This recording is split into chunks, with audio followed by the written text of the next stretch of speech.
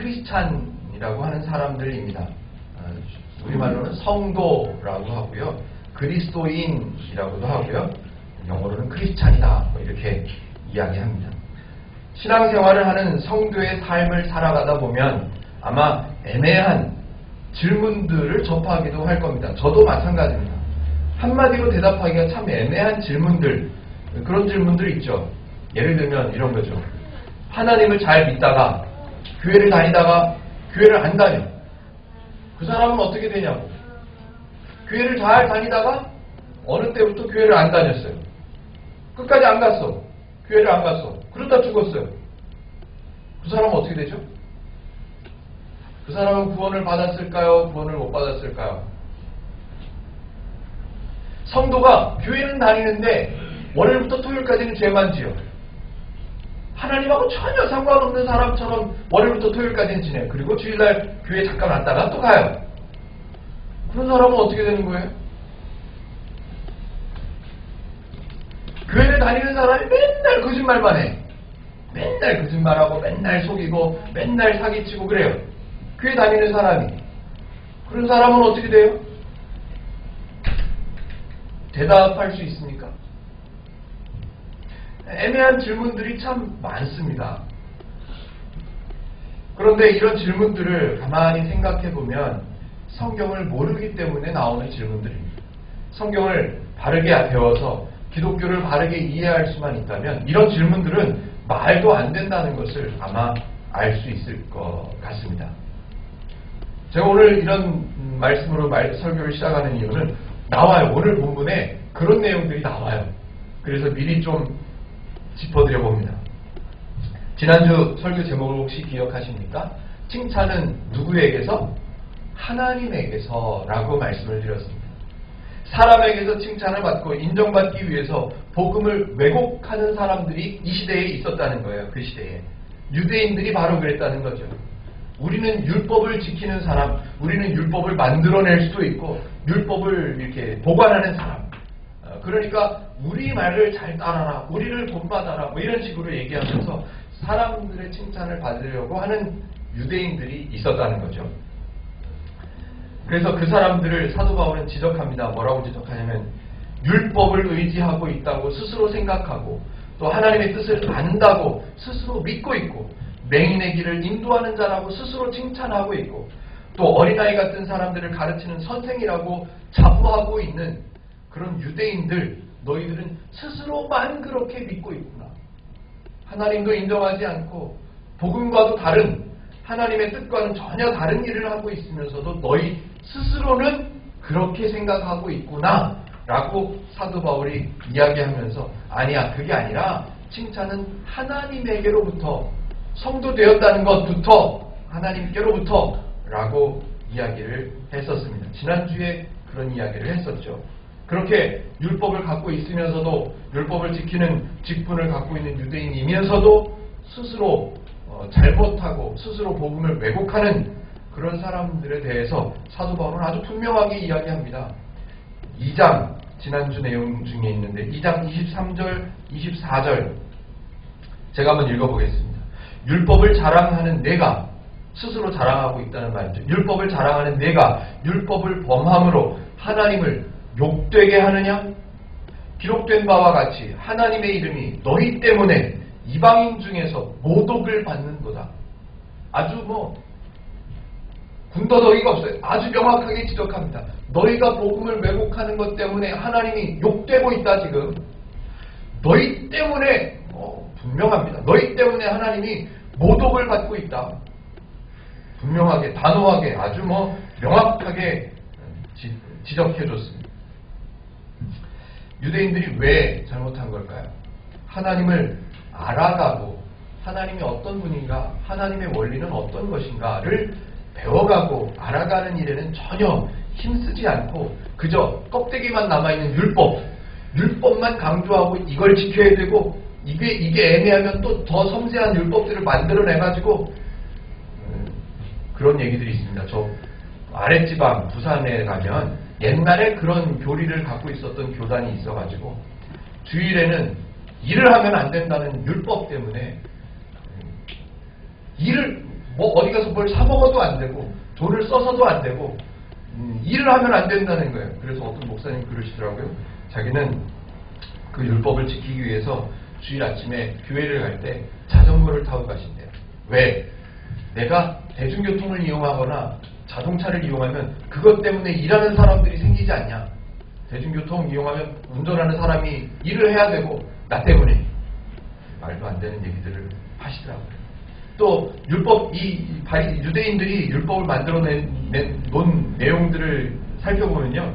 저도 직접 보지는 않았는데 강의하시는 교수님들이 그런 얘기를 하세요. 몇 걸음 이상 가면 일이고 몇 걸음 안쪽으로는 일이 아니라고 얘기를 한대요. 안식일을 거룩하게 지키라, 일하지 말라. 그 율법 때문에 애매하니까 그러면 걸어가는 건 일이 아니니까 이런 얘기를 하니까 만드는 거예요. 몇 걸음 가는 것까지는 일이 아니고 몇 걸음 넘어가면 일이다. 그래서 안식일날 걸어갈 때는 몇 걸음 갔다가 쉬죠. 쉬었다가 다시 몇 걸음 또 가고 또 쉬고 또 몇 걸음, 그건 일이 아니라는 거죠. 엉뚱한 거죠. 율법이 왜 만들어졌는지, 하나님께서 왜 율법을 주셨는지 전혀 생각하지 않고 자기네들 마음대로 율법을 만들어내는 거죠. 하나님의 심판하심. 이제 저와 여러분들은 하나님의 심판이라는 단어가 성경에 나오면 부담스러워하지 않으셨으면 좋겠습니다. 제가 몇 주 동안 계속 하나님의 심판은 좋은 거다. 하나님의 심판이 있어야만 우리가 사는 거다. 하나님이 우리를 보시고 판단하셔야 우리에게 은혜를 주시기로 심판하셔서 그 은혜를 주셔야만 우리가 사는 거다. 사람의 심판하고는 다르다. 여러 번 강조했는데요. 좀 억지로라도 성경에서 하나님의 심판 나오면 이건 은혜, 이건 좋은 거, 이렇게 생각을 바꿔가시면 참 좋을 것 같습니다. 하나님의 심판과 수고와 희생을 통해서 이미 은혜를 주신, 은혜를 받은 저와 여러분들 성도로 삼으셨다는 것을 기뻐할 줄 알았으면 좋겠습니다. 하나님을 모르면 율법은 그냥 형식만 있는 율법이고요. 하나님을 모르면 유대인들이 오늘 본문에서 강조하고 있는 것처럼 할례는 그냥 표면적인 할례밖에 되지 않습니다. 구약시대에 이스라엘 백성들에게 할례라는 율법이 있었는데 하나님께서 주셨어요. 너희들은 남자가 태어나면 7일 안에 할례를 행할지어다. 그래서 내 백성이라는 것을 알아라 라고 말씀하셨어요. 맞습니다. 율법을 주셨어요. 목적을 알아야죠. 그 율법을, 그 할례를 행함으로 인해서 너희는 나 여호와의 백성이라는 것을 꼭 기억해라. 그래서 그 율법을 주신 거예요. 그런데 시대가 흐르면서 사람들이 변질되죠. 사람들의 마음이 바뀌죠. 그러면서 율법만 남아요. 하나님을 기억해야 돼는 어디로 갔는지 없고 율법만 남는 거예요. 껍데기만 남는 거죠. 신약시대가 되었어요. 예수님께서 이 땅에 내려오셨어요. 하나님이 사람의 몸을 입으시고 이 땅에 직접 내려오셨어요. 그래서 천국을 가르쳐 주시고 내가 너희를 구원해낼 거야 라고 사람들 앞에 나서셨어요. 근데 유대인들은 못 알아봐요. 알아들어 먹지를 못해요. 왜? 껍데기만 남아있으니까. 하나님을 잊어버리면 안 돼. 우리를 구원하신 하나님, 애굽에서 우리를 건져내신 하나님, 홍해를 갈라주신 하나님, 만나를 이거 다 잊어버리고 율법만 남아있기 때문에 하나님이 직접 오셔서 말씀하셔도 못 알아들어요. 알아보지를 못해요. 유대인들에게 남아있는 것 껍데기만, 그냥 그 의식만, 형식만 남아 있었다는 거죠. 그래서 사도 바울이 지적해줬습니다. 2장 28절에서 이렇게 지적해줬어요. 야, 표면적으로만 유대인은 실제로 유대인이 아니야. 표면적으로 육신의 할례만 받는 것은 그건 할례가 아니야. 내가 원하는 할례, 하나님께서 원하셨던 그런 유대인, 그런 할례가, 그런 율법이 아니라고 지적을 해줬습니다. 입장을 한번 바꿔 생각해 보세요. 저와 여러분들이 유대인이에요. 유대인은 태어나면서 유대인이고 자라면서 유대인으로 교육받고 유대인의 할 일들을 교육받은 사람들이에요. 어떤 일이요? 율법을 지키고 율법을 가르치고 율법을 만들어가는 그런 일을 하도록 배우고 그렇게 잘하고 그렇게 행했던 사람들이에요. 그러면 유대인들의 입장에서는 만약에 사도 바울이 표면적 유대인은 유대인이 아니야 라고 말을 해버렸어요. 그럼 유대인들도 할 말이 있죠. 아니, 우리는 하나님의 율법이라고 해서 그거 지키라고 해서 지키고 있었다. 그거 행하고 있었고 그거 가르치고 있었고 그거 만들어내고 있었다. 우리는 그렇게 배우고 그렇게 하고 있는데 우리 보고 유대인이 아니라고 그러면 그럼 우리는 뭐냐? 무슨 이득이 있다고 우리가 유대인을 해먹겠냐? 좋은 게 뭐야? 유대인도 아니라며 따질 수 있겠죠. 네, 그래야 맞아요. 반대로요. 반대로가 아니라 좀 바꿔서 우리 입장에서 지금 이 시대의 우리 입장에서 성경에서는 성도에게 이미 복을 다 주셨다고 그래요. 그런데 우리는 대부분의 사람들은 뭘 원하냐면 교회 다녀서 더 잘 살게 되고 더 복을 받고 더 큰 은혜를 받는 걸 기대를 하고 교회를 나가는 거지. 이미 다 받았고 더 이상 주실 게 없다고 그러면 우리는 무슨 득이 있다고 교회를 다니냐? 우리는 왜 성도로 삼으시냐? 더 이상 줄 게 없다면? 따질 수 있겠죠. 그런 생각이 들면 잘하는 거예요. 그런 고민이라도 해야 바른 길을 찾아갈 수가 있죠. 복 받고 싶어서 교회 나가지 그게 없으면 뭐하러 교회를 다녀요? 라고 질문하는 거랑 똑같다는 거예요. 유대인들도 물어보는 거, 대드는 거죠. 아니 우리는 율법을 지키라고 해서 지켰고 율법을 가르치라고 해서 가르쳤고 율법에 애매한 부분이 있으면 더 만들어야 돼서 더 만들었다. 근데 우리 보고 유대인이 아니라고 그러면 우리는 도대체 뭐하러 유대인 하냐? 무슨 득이 있냐? 라고 따질 수 있죠. 그렇게 따져야 맞아요. 근데 행복누린교회에서는 따질 만한 근거가 별로 없습니다. 왜냐하면 이런 거예요. 일반적으로 우리가 다녔었던 옛날에 뭐라고 지목을 해야 되죠? 옛날에 이런 교회 큰 복을 받으려면 더 헌신해야 된다고 가르쳤던 교회, 큰 은혜를 받으려면 더 많이 봉사해야 된다고 가르쳤던 교회들, 자녀가 잘 되는 복을 더 많이 남들보다 더 많이 받으려면 헌금을 더 열심히 해야 된다고 배워왔던 그런 교회들에서는 바르게 가르칠 수가 없어요. 하나님이 이미 다 주셨습니다. 하나님이 더 주실 게 없을 정도로 풍성한 것을 다 주셨습니다. 이제 여러분들은 더 헌신해봐야 더 받을 게 없습니다. 라고 가르칠 수가 없지요. 그러면 문 닫아야 되죠. 그런 교회라면. 바른 성경을 바르게 가르칠 만한 조건이 안 되는 거예요. 가르칠 수가 없어요. 가르치면 안 돼요. 무너지거든요. 하나님은 이미 모든 복을 다 주셨다 라고 성경은 가르치는데 사람들은 어떻게 가르쳐야 되냐면 더 유익이 있어. 교회 나오고 더 열심히 헌신하고 더 열심히 봉사하고 더 열심히 헌금하면 더 큰 걸 주셔 라고 유혹을 해야 사람들이 교회를 나온다고 생각을 하는 거예요. 그런데 전혀 성경은 그렇게 말하지 않습니다. 유대인이 되면 더 큰 복을 받고 자녀들이 잘 되고 더 큰 은혜를 받을 수 있어 라고 설명하지 않습니다. 바울은 하나님의 은혜를 알아가지 않고 하나님의 은혜를 배워가려고 하지 않고 지금보다 더 많은 복을 더 많은 은혜를 받아야 된다고 뻥치시면서 성도들의 헌신을 갈취해내었다면 그거는 잘못된 거죠. 그런 마음을 갖고 있었던 사람들이 지금만 있었던 건 아니고 이 시대에도 성경 시대에도 있었다는 거예요. 사람들이 유대인들이 바울이 이렇게 가르치면 따진 거죠. 아니 우리가 할 일을 우리는 했을 뿐인데 우리 보고 유대인이 아니라고 그러면 우리가 뭐 때문에 유대인해? 유대인 할 필요 없어. 무슨 장점이 있어? 무슨 이득이 있어? 라고 물어보는 사람들의 질문을 다 모아가지고 오늘 읽었던 본문 3장 1절에 사도 바울이 대신 질문을 하나 던져주는 거예요. 니네가 이런 질문을 갖고 있지? 그래서 그 질문에 대한 답을 이제 써주는 거죠. 3장 1절이요. 한번 읽어보십시다. 같이 한번 읽으실게요. 시작. 그런즉 유대인의 나음이 무엇이며 할례의 유익이 무엇이냐? 뭐 때문에 율법을 지켜? 아니 껍데기만 지키는 율법은 율법도 아니라며. 그러면 할례는 뭐 하려고 해?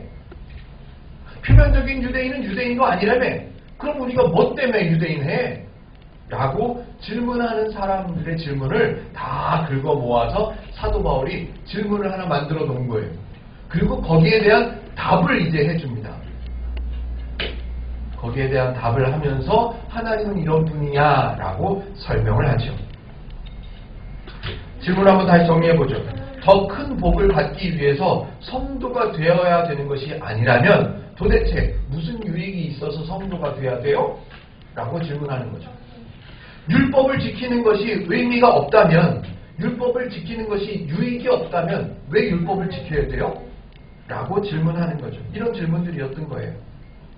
그런데 사도 바울이 대답을 하려고 생각을 해보니까 이게 한두 가지를 설명해야 한두 가지가 아니라는 거예요. 너무너무 많은 것들을 얘기를 해야 되는데 이런 거예요.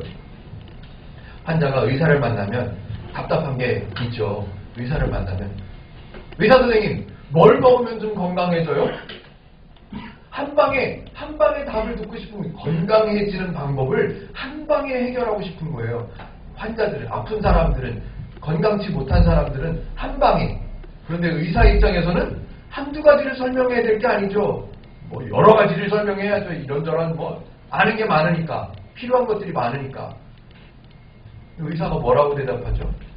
뭘 먹어야 건강해져요? 라고 질문하면 의사가 한마디로 대답할 수가 없으니까 그냥 푸념처럼 한마디로 대답하죠. 골고루 드세요.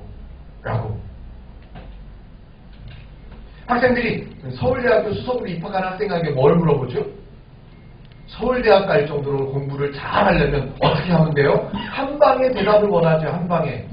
근데 그 학생은 대답할 게 많죠. 한두 가지여야지 그게. 그럼 뭐라 그래요? 교과서 위주로 공부하면 됩니다.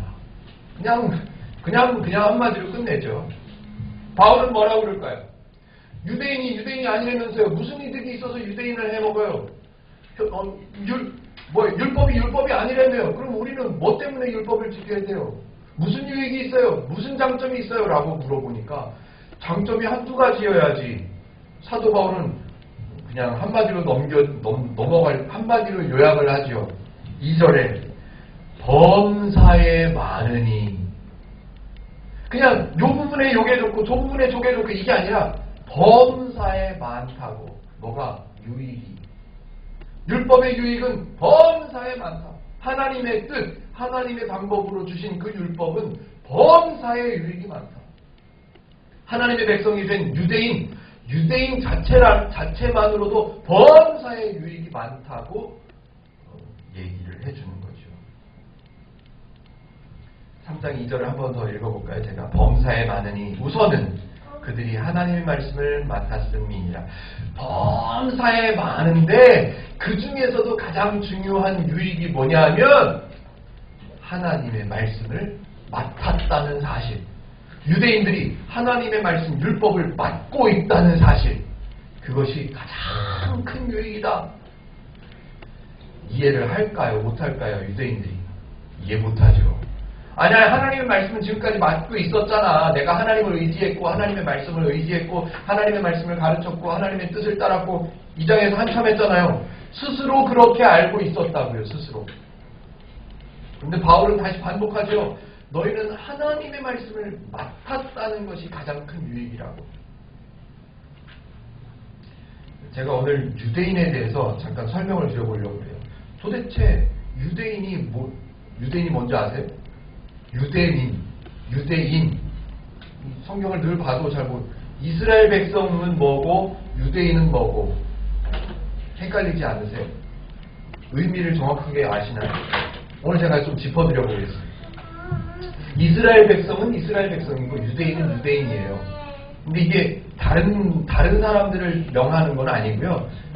시대를, 성경의 역사를 조금 아셔야 되는데 나중에 제가 기회가 되면 더 구체적으로는 해드릴게요. 오늘 짧게 한번 해볼게요. 성경 시대에 나오는 유대인, 오늘 로마서를 통해서 지적하고 있는 그 유대인의 정체성은 뭔가? 이게 제가 잠깐만 설명해 드려볼게요. 구약시대, 그러니까 사울이 왕이 되면서 이스라엘 백성들이 왕정 시대를 맞이하죠. 그래서 통일왕국 시대라고 합니다. 이스라엘이라고 하는 나라가 한 민족을 이루어서 하나님의 백성이 되었는데 그 나라에 왕이 세워졌어요. BC 1000년쯤 전에, BC 1000년경에, BC 1000년, 이해하시죠? 1000년 전에, BC 1000년경에 사울이 왕으로 등극하면서 한 나라를 이루어서 그 나라를 이스라엘 백성이다 라고 불렀어요. 계속 그 전에부터 이스라엘 백성, 하나님의 백성이라고 불려졌었습니다. 사울, 그 다음에 왕이 누구예요? 다윗, 그 다음에 다윗의 아들 솔로몬이 왕을 하죠. 그리고 솔로몬이 왕을 마칠 때쯤 돼서는 나라가 분열되죠. 북쪽에는 이스라엘이라고 부르고 남쪽에는 유다 백성이다. 그래가지고 북이스라엘, 남유다 이렇게 나뉘어지죠. 그런데 이 두 나라가 나뉘어지면서부터 왕들이 하나님을 잊어버리기 시작합니다. 죄를 짓기 시작하고요. 그래서 북쪽이 좀 더 심했어요. 그래서 북쪽이 먼저 망합니다. 북쪽이 먼저 망합니다. 포로로 넘어가죠.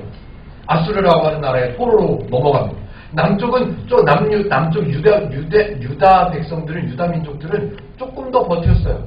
한 350년 정도 더 버티다가, 130년 정도 더 버티다가 여기도 바벨론이라고 하는 나라에 포로로 넘어가게 됩니다. 포로로 넘어가서 한 100년 동안 포로 생활을 하다 보니까 하나님이 생각나요. 하나님 떠오릅니다. 그래서 하나님을 의지하기 시작합니다. 그래서 하나님께서 그 이스라엘 백성이었던 하나님의 백성을 북쪽에 먼저 망했으니까 이제 명칭이 유다인으로 바뀝니다. 남유다 백성들로 바뀝니다. 그래서 하나님의 백성이다 그러면 그때부터는 유다 백성, 유다 민족 이렇게 가는 거예요. 그래서 유대인이라는 말이 그때부터 생기기 시작합니다. 그래서 하나님께서 유대 민족들을, 하나님의 백성들을 회복시켜야 되겠다. 하나님을 찾으니까, 하나님께 도움을 청하니까 회복시켜야 되겠다라고 하는 시대에 나타난 얘기가 에스더, 나는 죽으면 죽으리다 그러면서 왕 앞에 나와서 유대민족을 살려주십시오. 유대민족이 죽게 되었습니다. 하나님의 백성이 죽게 되었습니다. 라고 말하는 에스더, 느헤미야 뭐 이런 성경들이 나오는 거죠. 그래서 포로가 되어서 여기저기 이스라엘 백성들이 흩어지죠. 유다 백성들이 흩어지죠. 그래서 그 흩어진 사람들을 우리가 들어봤나요? 디아스포라, 이렇게 떠난 사람, 이동한 사람, 이동한 하나님의 백성, 그래서 디아스포라라는 말이 생깁니다. 그래서 그 후에는 유대인이라고 불려집니다. 하나님의 백성을 지칭하는 말을 유대인이라고 부릅니다. 그 유대민족, 유대종교, 유대인 이런 말들이 그래서 생겨납니다. 이스라엘 백성은 그 시대 이전에 하나님의 백성을 이스라엘 백성이다 이렇게 불렀었고요. 포로 시대를 겪으면서 너무너무 힘드니까 하나님을 찾게 되고, 하나님을 찾게 되니까 하나님께서 회복하시는 과정, 그런 과정들을 통해서 유대인이 생겨났습니다. 너희는 하나님의 백성. 그래서 유대인들이 이제 다른 나라 사람들하고 합쳐지고 가나안 땅에 들어가서 뭐 이 사람 저 사람, 이 민족 저 사람 합쳐지다 보니까 유대 민족만 좀 구별이 되는 거죠. 하나님의 말씀을 지키는 사람들로. 얘기가 좀 멀리 갔습니다만 좀 이해를 돕기 위해서 설명을 드려봤습니다. 유대인 말 그대로 하나님의 백성이에요. 누가 뭐라 그래도 하나님의 백성이에요. 그들은 과거를 알아요. 늘 배워왔기 때문에. 이 시대 사람들은 아시죠? 많이 들어보셨을 거예요. 구전으로 아이들을 가르칩니다. 하나님을 구전으로, 말로 가르칩니다. 젖 먹이면서 아이를 양육하면서 옛날 이야기, 우리 하나님께서는 우리 조상들을 이스라엘 애굽에서 이렇게 꺼내오시고 홍해를 갈라주시고 이런 얘기들을 했기 때문에 알아요. 우리는 유대인이기 때문에, 하나님의 백성이기 때문에, 하나님의 백성이라는 이유 때문에 홍해를 갈라주셨구나. 우리 참 괜찮은 사람이네. 이걸 알아야 되는 거예요. 우리가 하나님의 백성인 유대인이기 때문에 만나를 내려주셨던 우리는 그런 사람이구나. 메추라기를 보내주셔서 우리를 먹여주셨던 우리는 그런 민족이구나. 가나안 땅 우리가 볼 때는 차지할 수 없었고 그 땅 사람들은 우리의 키가 3배나 된다고 보이고 그 사람들은 전쟁도 잘하고 우리가 차지할 수 없는 땅을 하나님의 백성이라는 이유 때문에 우리가 차지할 수 있었구나를 기억할 수 있었다면 우리는 유대인이라는 것 자체가 은혜구나. 우리는 유대인이라는 것만 생각해도 감격이구나 를 알 수 있을 거예요. 근데 그 하나님은 다 잊어버리고 하나님의 은혜, 하나님의 도우심, 하나님의 인도하심, 하나님의 보호하심은 다 잊어버리고 나는 율법을 지켜서 먹고 사는 사람, 이것만 붙잡고 있다 보니까 불만인 거죠. 어떤 불만이요? 표면적 유대인은 유대인이 아니라 라고 바울이 지적하니까 그럼 우린 뭐야? 우린 뭐가 좋아서 유대인 해? 라고요. 하나님의 말씀을 지키고 하나님의 말씀을 가르치는 일을 하고 있는 우리 사도 바울의 표현대로 말하면 하나님의 말씀을 맡은 것, 그것이 너희에게는 가장 귀한 유익인 거야 라고 가르쳐 주는 거죠. 이들이 알아야 함에도 모르고 있었던 하나님, 그 하나님을 이제 설명합니다. 너희는 유대인이라는 것이 제일 큰 유익이야 라고 빵! 정답을 먼저 하나 딱 터뜨려 놓고 그 이유를 또 부연 설명을 그 뒤에 이어서 하게 됩니다. 3절부터 이제 이어집니다. 그 설명이 하나님, 그 하나님이 어떤 원리로 일하시는 분인가, 그 하나님이 어떤 하나님이신가를 이제 설명하기 시작합니다. 3절을 한번 읽어보시죠. 같이 한번 읽어보실까요? 시작.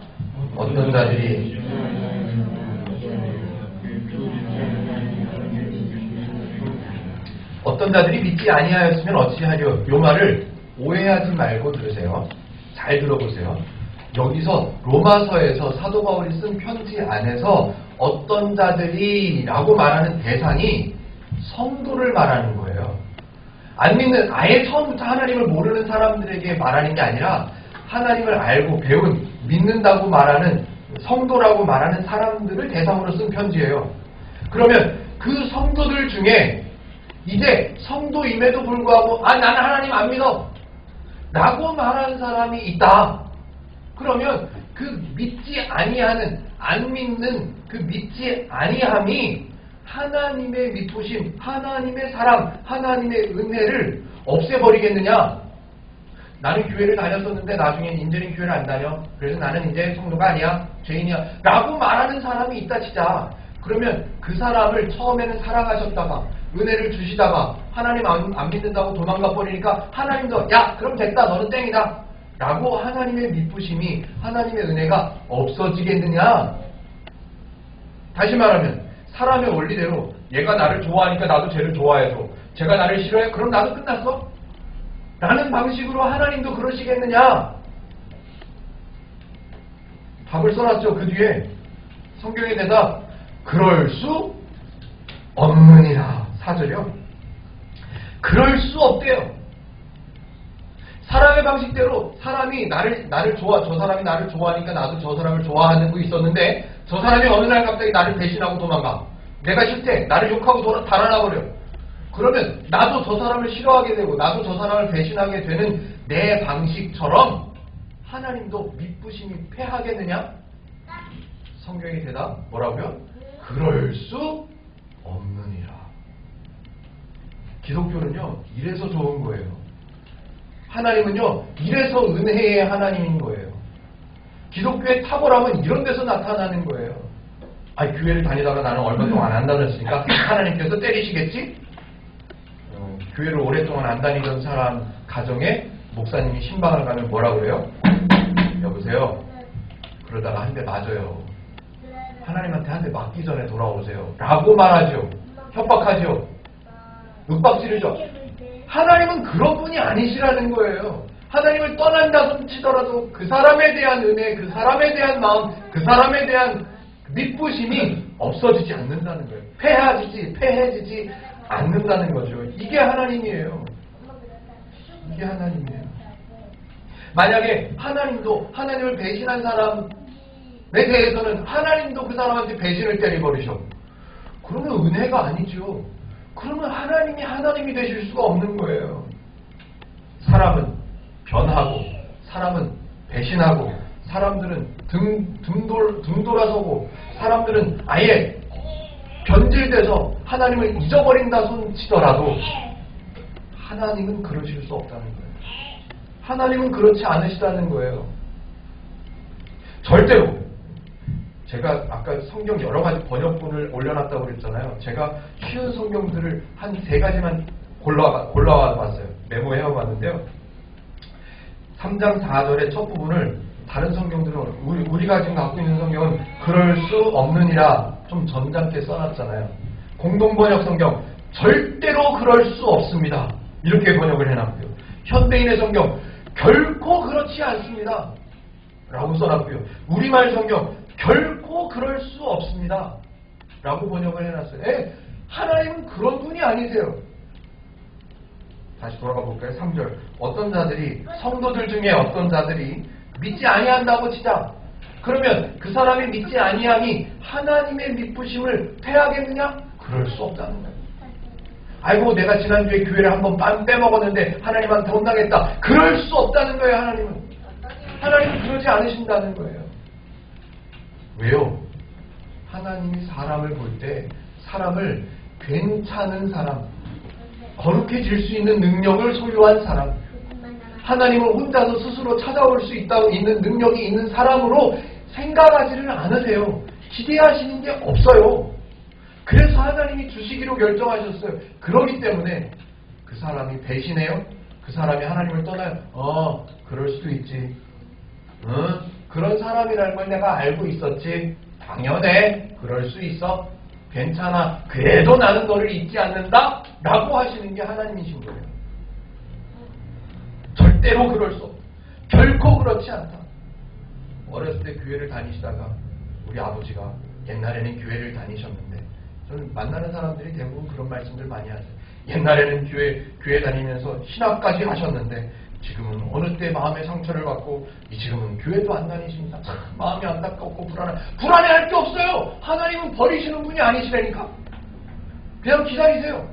잘 해드리고 그냥 하나님의 사람, 내가 하나님의 사람이라는 거를 가끔 말씀드리고 잘 보시고 효도하세요. 그러다가 돌아오시면 다행이고 안 돌아오시면 하나님이 버리실까요? 아니, 그럴 수 없다는 거예요. 그럴 수 없다는 거예요. 다급해하지 마세요. 하나님은 우리 시대의 원리대로 행하시는 분이 아니세요. 많은 사람들이, 교회를 다니시는 많은 분들이 어처구니 없게도 기독교 안에도 경우의 수가 있는 것처럼 말합니다. 경우의 수가 있는 것처럼 표현을 합니다. 여보세요.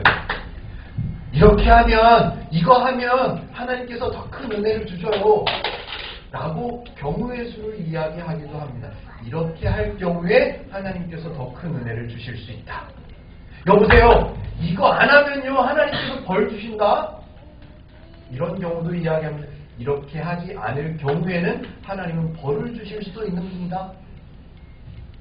이렇게 하면 복을 받아. 이거 해야 복을 받아. 이거를 할 경우에 당신은 복을 받는다. 기독교 안에는 그런 게 없습니다. 그런 원리가 없는 거예요. 그런 원리가 있다면 하나님은 공평하신 분도 아니고, 하나님은 은혜의 하나님도 아니고, 하나님 자비로운 하나님도 아니고, 하나님은 완전히 나랑 똑같은 죄의 원리를 갖고 있는 하나님일 수밖에 없는 거예요. 그런데 성경에서 그래서 아주 사도 바울이 너무너무 안타까운 마음을 갖고 절대로 그럴 수 없다고, 하나님은 그런 분이 아니시라고 얘기하는 거예요. 어떻게 하면, 이렇게 하면 복을 받고, 이렇게 하면 벌을 받고, 이렇게 하면 은혜를 더 받고, 이렇게 하면 복을 더 받고, 이렇게 하면 못 받고, 그렇게 말하는 사람들이 있다면, 교회 안에서도 그렇게 말하는 사람이 있다면 그 사람은 하나님을 완전히 모르는 사람. 성경을 한 번도 읽어볼 생각도 안 하고 성경을 이해해볼 생각을 안 하고 있는 사람. 하나님은 절대로 결코 그럴 수 없는 분입니다. 지난주에 본문에 보면 2장 내용에 보면 그런 이유가, 왜 그래야만 하는지를 설명을 해놨어요.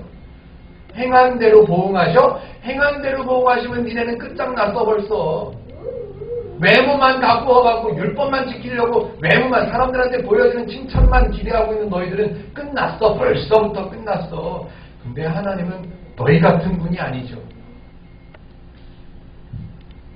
하나님은 외모를 취하지 않으신다고 지난주에도 써놨어요.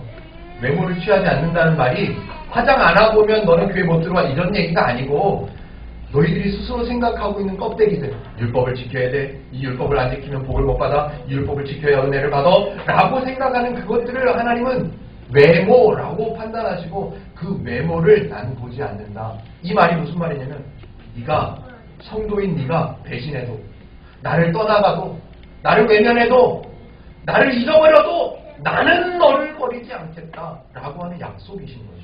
외모로 취하지 않으신다는 말이 두려워할 말이 아니에요. 너무너무 감사한 말이에요.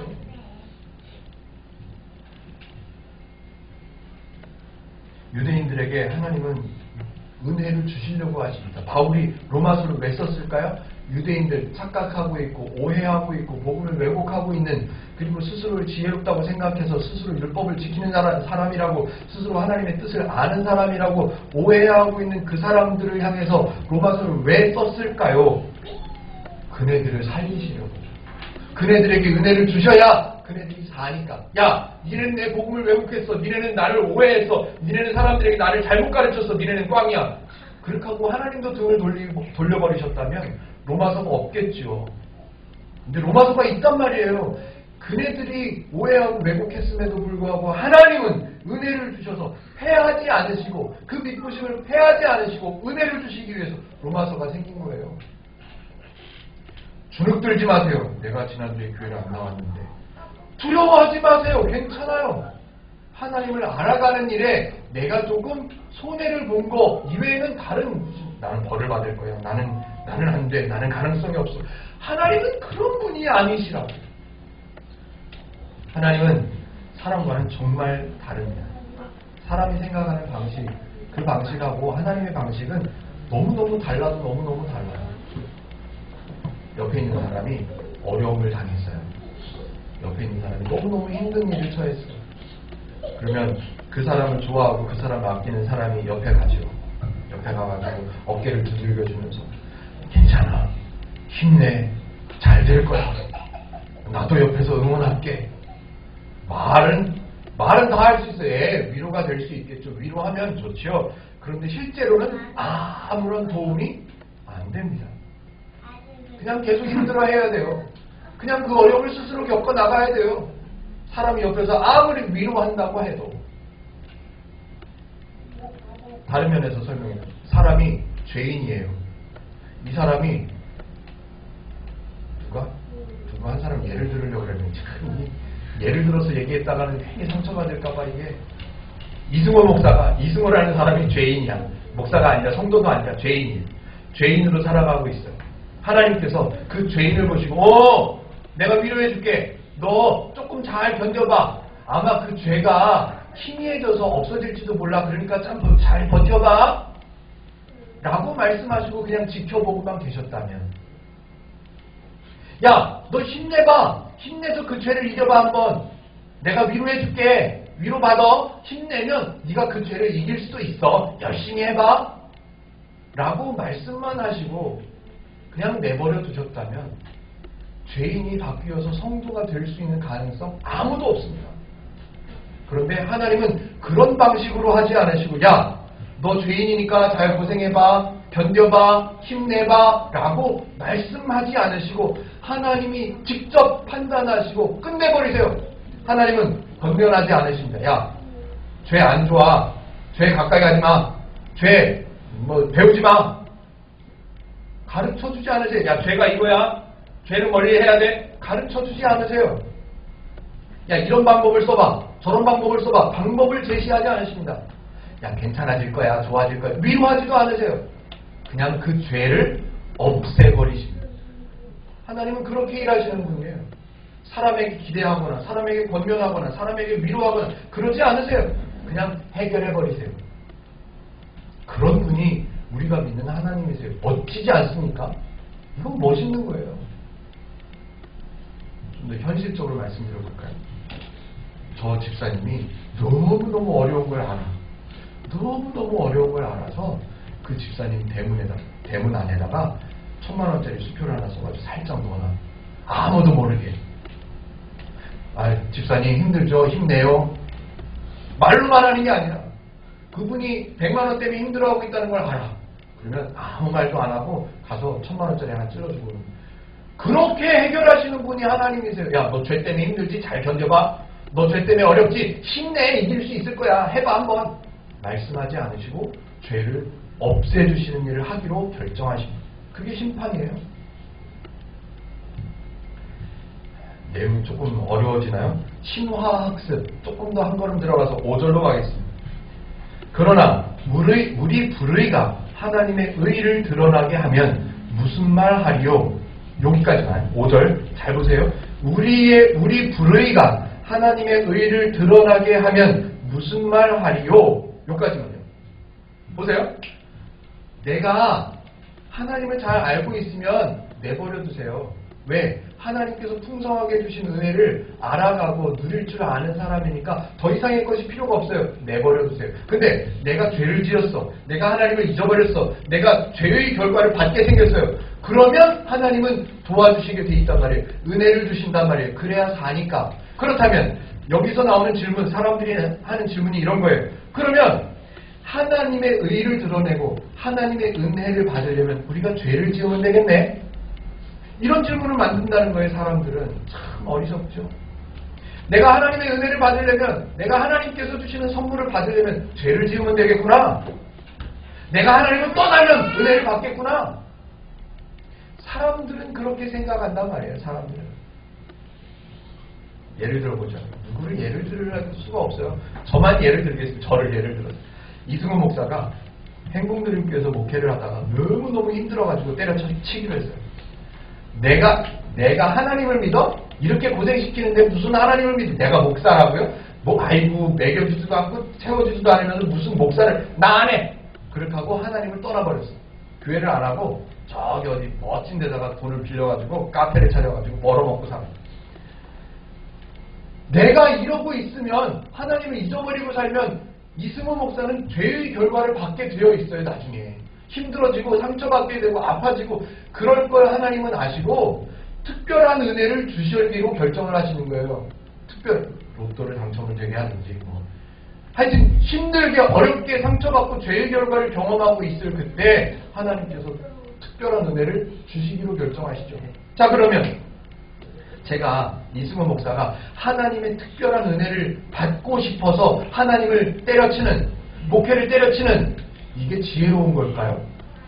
아니면 하나님께서 내게 풍성한 은혜를 주셔서 내가 지금 이렇게 조금해도 함께 하는 성도들이 있고 함께 교회를 세워가는 성도들이 있어서 이 가족들이 있어서 야 이게 감사한 거지 라고 생각하면서 하나님의 은혜를 누리는 것을 배워가면서 신앙생활을 하는 게 지혜로운 거예요. 어떤 게 나은 거예요? 근데 우매한 사람들은 그렇게 생각하는 거예요. 야 가만히 있어봐. 죄를 지으면 하나님은 은혜를 주신다고? 그러면 죄를 안 지으면 하나님은 은혜를 안 주신다고? 그럼 우리는 죄를 짓자. 죄를 지어서 은혜를 받자. 이렇게 생각하는 사람들이 이 시대에도 있었단 말이에요. 성경에서는 뭐라고 대답할까요? 4절, 5절 제가 한번 다시 읽어보고. 그러나 우리 불의가 하나님의 의를 드러나게 하면 무슨 말 하리요? 내가 사람의 말하는 대로 말하는 사람들의 방식대로 말한다 그런 말이에요. 참 괄호가 쳐있는 성경이 별로 없는데 사람의 방식대로 니네 표현대로 말하면 우리가 죄를 지으면 하나님께서 때리셔서 하나님께서 진노를 하셔서 그렇게 하시는 게 불의한 거냐? 하나님이 잘못하는 하나님을 배신하는 사람들은 야단을 쳐야 되는데 은혜를 주셔서 돌아오게 하는 거 그러면 하나님 불의하다고 말할 거냐? 사람들의 생각하는 방식이 이런 방식이에요. 하나님이 죄를 지으면 은혜를 주신다고? 죄를 안 지으면 더 받을 게 없다고? 그러면 죄를 지어야 되겠네. 그러면 하나님께서 공평하신 하나님께서 우리가 죄를 지으면 하나님께서 의를 드러내시기 위해서 우리를 살리시겠네. 성경의 대답 4절 6절 결코 그렇지 아니하니라. 니네 생각하고는 다르다는 거예요. 하나님은 3장 1절부터 전반부 내용을 조금만 살펴봤습니다. 사람들의 방식으로 하나님을 오해하는 일들이 이 로마 시대에도 얼마나 많았는지 사도 바울이 로마서를 기록해서 해야 가르쳐줄 수 있다고 생각할 정도로 안타까운 것은 지금도 하나님을 잘못 가르치고 오해하고 있는 그런 일들이 얼마나 많으냐는 거예요. 사도 바울은 이렇게 표현합니다. 그 질문들을 모아가지고 또 요약해놨습니다. 8절. 또는 그러면 선을 이루기 위해서 은혜를 받기 위해서 하나님의 의를 나타내기 위해서 선을 이루기 위해서 악을 행하자 하지 않겠느냐. 니네가 지금 그러고 있잖아. 악을 행하자 하지 않겠느냐. 어떤 이들이 이렇게 비방하여 우리가 이런 말을 한다고 하니 하나님을 그런 식으로 오해하게 만들었다고 하니 그들은 정죄받는 것이 마땅하니라. 그들은 모욕을 당해야 돼요. 그들은 잘못되었다고 지적을 받아야 돼요. 그래야 마땅하다는 거예요. 그래야만 하나님이 어떤 분이신가를 바르게 배울 수 있고 그래야만 하나님의 은혜를 아는 사람이 될 수 있다라고 사도 바울이 지금 아주 가슴을 찢어가면서 호소하고 있는 거예요. 다만 우리의 옛 습성이 우리의 몸에 배어있는 것들이 하나님의 원리보다는 사람의 원리, 죄의 원리가 많아서 아직 하나님께서 주신 은혜를 몰라서 누리지 못하고 있을 뿐이지 지금 이 상태, 저와 여러분이 성도라는 이 사실이 어떤 것과도 비교할 수 없는 유익이라는 것을 사도 바울은 강조하고 싶은 거예요. 어떤 삶이 더 좋을까요?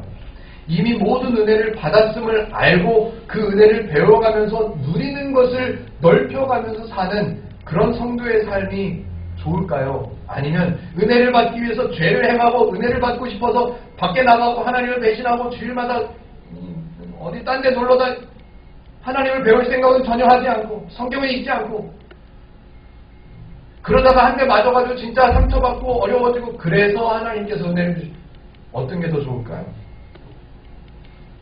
사도 바울은 얘기하는 거예요. 너희들은 유대인이라는 사실 자체가 그 사실이 큰 유익이다. 저와 여러분들에게 사도 바울이 이 시대에 얘기한다면 당신이 성도라는 사실 그거 하나만으로도 그 무엇과도 비교할 수 없는 큰 기쁨 감격이다. 그걸 좀 알아라. 괜히 제디어서 은혜 받으려고 생각하지 말고 저와 여러분들이 세워가는 교회는 행복 누린 교회입니다. 오해하지 마십시오. 훌륭한 인격을 가진 목사님이 계시니까 그 목사님을 따라서 교회를 아니요. 그런 것 때문에 교회를 세우면 안 되죠. 인격이 좋은 목사님이라서 누가 뭐라 그래도 다 받아줄 것 같은 그런 분이니까 우리가 교회를 따라가 보죠. 아니요. 말도 안 되죠. 우리 교회 성도분들은 행복누리교회 성도분들은 하나님의 원리를 잘 아는 사람들이니까 이 사람한테도 별소리를 다 해도 저 사람한테도 별소리를 다 해도 저 사람도 나를 감싸줄 거고 저 사람도 나를 그런 성도를 향한 기대는 하지 마세요. 하나님을 기대하세요. 하나님께서 나를 성도로 불러주신 것을 기대하세요. 목사나 다른 성도들에게 칭찬을 기대하십니까? 아니요. 기대하지 마세요. 그럴 만한 위인들이 하나도 없습니다. 하나님을 기대하세요. 지난주에 말씀드렸죠. 이야, 내가 헌금을 해? 교회에다가? 근데 지금 내가 하고 있어. 이야, 나도 좀 괜찮게 되나 보다. 나도 이제 하나님을 좀 알아가나 보다. 나도 성도인가 보다. 이야, 괜찮네. 내가 교회 와서 청소를 해? 아이고, 말도 안 되지. 내가 어떤 사람인데. 근데 와서 청소를 하고 있네. 야, 내가 바뀌었구나. 이야, 내가 하나님의 은혜를 받은 사람인가 보구나. 저 사람이 나를 오해를 해? 내가 저 사람을 이래야 내가 맞는데 저 사람이 나를 오해해도 그냥 넘어갈 수 있게 되었어. 이야, 나도 성도네. 라는 기쁨, 하나님에게로부터 오는 칭찬, 그걸 기대하셔야 돼요. 하나님이 우리에게 주신, 이미 주셨다고 말씀하시는 그 은혜가 무엇인가를 배우고